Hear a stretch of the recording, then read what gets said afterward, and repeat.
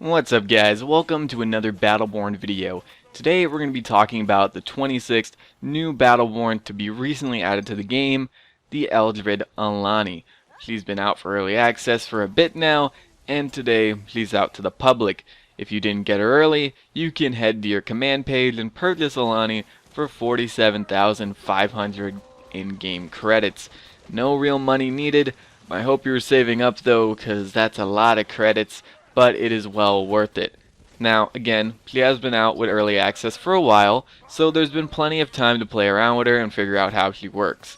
There's also been plenty of opportunities to fight against her as well, seeing as there's an Alani on both teams every game. That's not a trend that's going to go away anytime soon with her being released to the public and all.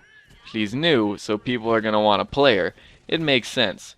Now, after all this time playing as and against Alani, we can all probably agree that she is very well put together and a very strong character.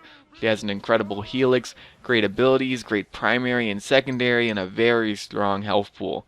She's good at slaying, crowd control, healing, tanking, and pretty much everything outside of speed. Is she OP though? Well, I wouldn't exactly say that. In this style of game, there is much more a character can have and do before they're completely broken.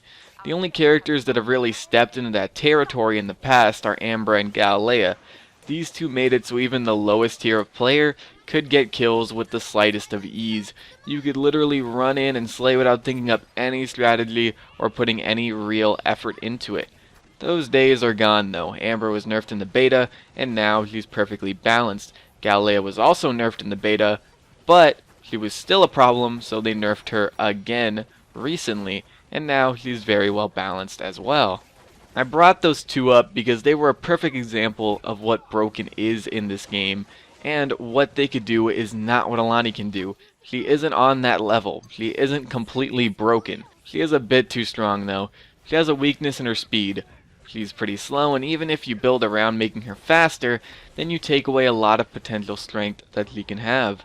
Is it enough to balance her? In my first impressions video, I said that it kept her from being broken, and I still stand by that, but it doesn't keep her perfectly balanced when she has so much going for her. So let's take a look at a few things. Let's start off with her offensive capabilities.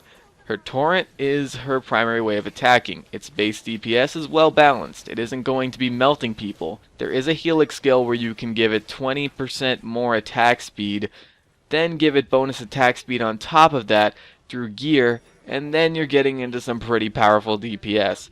However, if you pick that skill, you're giving up half a second off ability cooldown on torrent hit, effectively lowering your CC potential. You're basically getting rid of the ability to take half the time off of all your cooldowns. You're really giving up a bit for that DPS, so I think the trade-off is fine. Most people won't pick the attack speed over the cooldown anyway, it's just that good. Next, her abilities. She has Riptide, which sends a large wave of water out in front of her. This pushes people back, and it can be spec'd to damage over time, or slow enemies with your helix. This ability is good for CC, but for damage, not so much. It does decent damage, but nothing all that great, so nothing is really wrong with it. It can also buff movement speed, and heal slightly while in it, so it's a good ability with several minor pros, but nothing that really knocks it over the edge. Then we have Geyser. This is something you place on the ground, and if an enemy minion is standing on it when it goes off, they'll be launched up into the air, and if an enemy player is, they'll be hoisted into the air and binded in a water bubble for about 2 seconds. They're completely defenseless during this time. Sounds pretty strong, huh? It is, and for good reason. It has a delay, and it's very much like Arendi's Shadowfire Pillar. You have to predict or get lucky to land it. It's pretty easy to predict where an enemy will be if they're moving in one direction, but if they're strafing erratically, then it's pretty much all luck from there. Either way, if you're able to land it, you deserve the bind. Alani herself does not have enough damage potential to melt a full health character during its duration. A weak one, yes, but they'd be weak, so of course they should die. Now, here are the problems I've heard from people about this ability. There is a skill early on at level 2, and what it does is if an enemy is binded, they take 30% more damage while in the bubble, so they're defenseless and in a damage amp. With this, you can probably melt a player with a character with a low health pool, before they're able to get their feet on the ground and actually move if you're landing your crits. The other problem I've heard is that it's easy for your teammates to target this one binded player and melt them. While I do think that if you and your team are coordinated enough to all attack one person during this 2-second duration that they're binded, you most definitely deserve the kill. I do see the problem in certain character pairs really blowing this out of proportion though. Like, let's say if an Arendi drops a Shadowfire Pillar on a binded enemy with the damage lamp, they're pretty much dead unless they're a higher health pool character. I can see something like this being a problem, but again, you should be awarded for coordination with your team, and just because 1 or 2 character combos can be really good in specific situations, doesn't mean the ability is straight up broken. So when it comes to the bind with the damage lamp, I say this could get a nerf and it wouldn't really hurt Alani much, but I don't think it's the character's like real big problem. For her last ability, we have Emergence, her ultimate. Nothing is wrong with this. It's like Ambra's ult, except it comes from the ground and not the sky, and doesn't have such an intense damage over time. No problems with the ult at all, it's pretty balanced. So as far as her offensive capabilities go, they're all pretty well balanced with the exception of damage amp Geyser. That could use some tweaking, and if it's nerfed, it won't hurt Alani too much overall. Moving on to her more supportive defensive capabilities, her secondary is Wellspring. Hits with Torrent gets you stacks of Osmosis, which can be used to make Wellspring's healing more powerful. You can heal others and yourself with this if no one is targeted. If you heal yourself though, you only heal for half the amount a teammate would be healed for. This is an instant burst heal. Now this is where I see some problems for sure. Alani's base health is 1451. At level 10 with no health buffs, she has a little over 2000. That's a lot of health for somebody who can potentially self-heal about a third of their health back.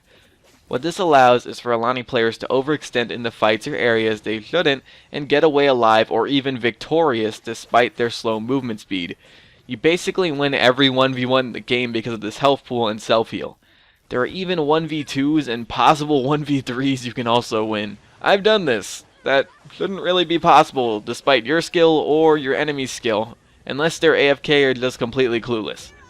Alani has too much health that backs her self-heal. It allows her to do too much and to be too overwhelming in fights. I think it needs to be tuned down. I'm thinking like a 25% or even 30% health reduction needs to be done to her. If we're looking at the 1451 base health, a 25% reduction will make her base health slightly above 1100, and 30% will make it slightly above 1000. I think that helps balance out her self-heal and will prevent her from getting away with things she shouldn't. She'll still be good at what she does without being overwhelmingly good at what she does. There's one last thing about Wellspring I think is pretty out there. She has a Helix skill you can pick that makes it so if you heal an ally with full Osmosis stacks, they will have a 100% damage reduction for 6 seconds. You put this on something like an Eldragon, a Wrath, Galilea, or even Boulder while they're in a fight, and not only will they basically get max health back, but they'll be taking only half damage for 6 seconds while they continue to attack. If the Alani has a consistent source of stacks, she can continuously apply this burst healing and buff at the same time, making it nearly impossible to stop the enemies she's buffing. I don't think the amount of time the buff has is exactly the problem, but the amount of reduction the buff gives is. I say cut this amount in half, and maybe take a second or two off as well.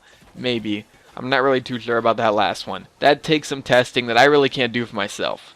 Now, side note here, if you have the Solar Sustainer Legendary gear, you can put about a 5% attack damage buff on you and who you heal for 5 seconds.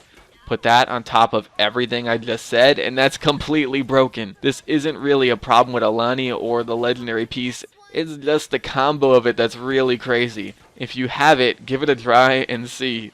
I think that if these adjustments are given to Alani, she'll be more balanced and less overwhelming, while also still remaining a strong and viable character that people will want to use. If more adjustments are needed after that, then that could be decided then. Hopefully Gearbox does something along the lines of this. They've been really good at balancing in this game so far, and I'm confident that they'll continue to be really good at it going into the future with both current and coming characters. That's pretty much all I have to say on this.